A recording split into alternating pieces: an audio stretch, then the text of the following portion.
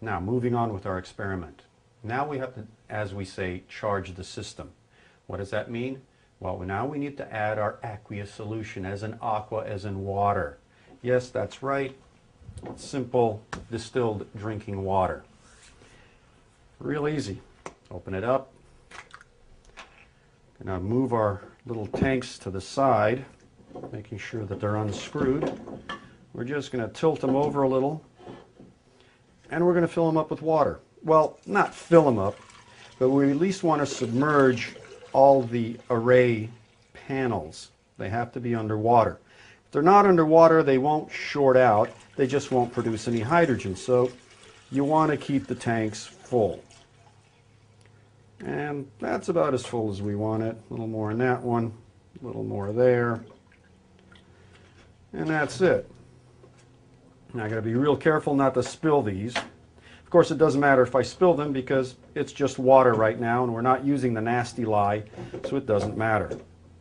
Now, just to show you, we're not going to screw them together. We're going to add some power to it. Now, we're going to hook up our electricity again. Negative to negative, positive to positive. And look, nothing happened. Well, why is that? We don't have an electrolyte in our aqueous solution. We need an electrolyte to make the current flow from panel to panel. So what do? We grab our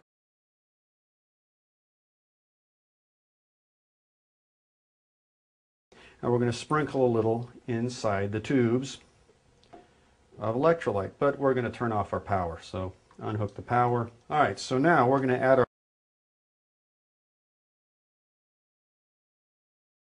do is unhook one of the cylinders. We're only going to have one with electricity. So we've unhooked the one, and we're going to charge this one up. So we're going to put in a little.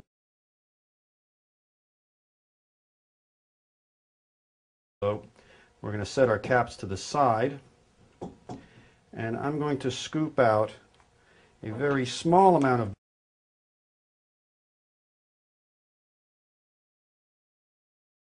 Remember how much we really needed. So I'm going to toss just maybe half a gram, if anything, into the container. And it goes all the way to the bottom. Now, we should be able to see a reaction of some sort already, so we're going to put the power back on. Let's see what happens. Well, look at that. We are making hydrogen. I bet you can look on this little gauge here. We're at 12 volts and 10 amps. About where we want to be for single cylinder.